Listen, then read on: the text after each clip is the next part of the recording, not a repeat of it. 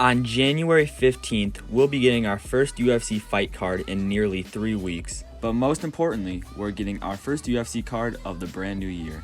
2022 gets kicked off with a banger in the featherweight division as we get kickboxer Giga Chikadze versus boxer Kelvin Kattar. Both of these men will be gunning for each other's heads as they should produce an exciting main event. Along with an exciting main event, we've got an exciting fight card as well. I'm JTM, and welcome to the first ever JTM's Fight Night Pointouts. So what is JTM's Fight Night Pointouts?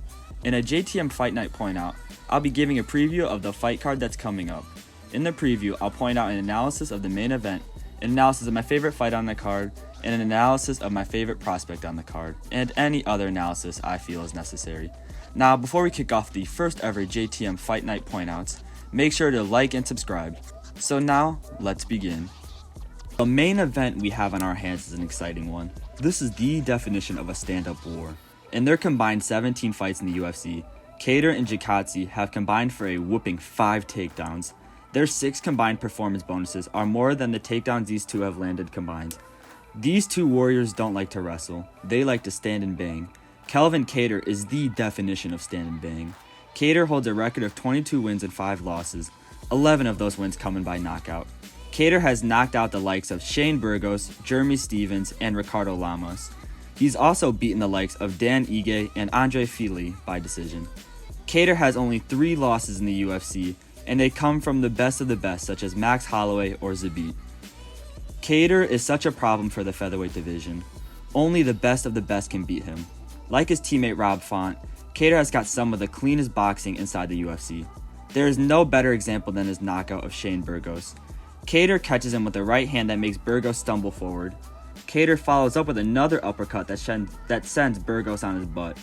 Burgos rushes to his feet where Kattar connects with another uppercut that sends him back to the mat. Kattar then followed that up with some vicious ground and pound that got the fight stopped. Kattar's boxing has been a problem for almost everyone in the featherweight division.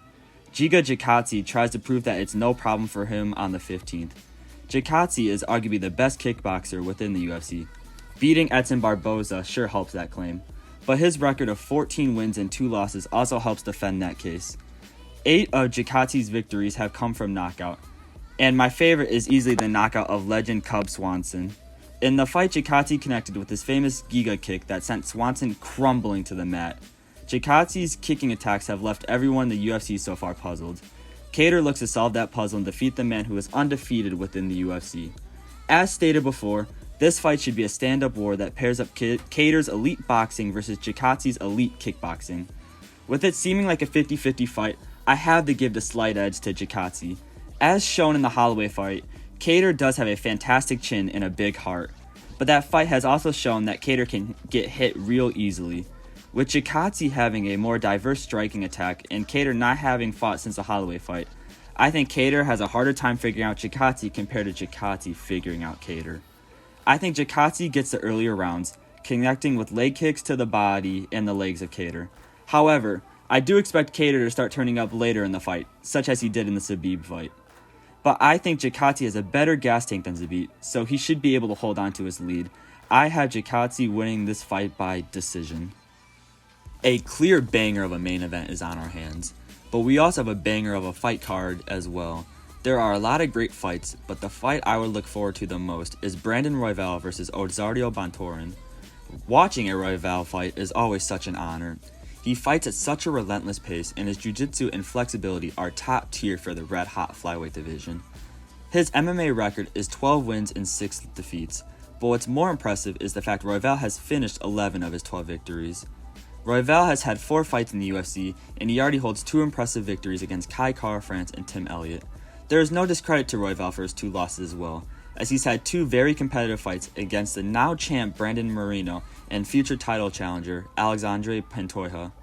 Royval, at 29 years old, looks primed to be a future title contender in the flyweight division, but standing in his path is 29-year-old Osorio Bontorin. Just like Royval, Bontorin has awesome jiu-jitsu. Bontorin has won 11 of his 17 victories by submission, and he's beaten the likes of Matt Schnell and Raulian Paiva. This fight is bound to be a fast-paced war that produces some great scrambling and will require great fight IQ from both men.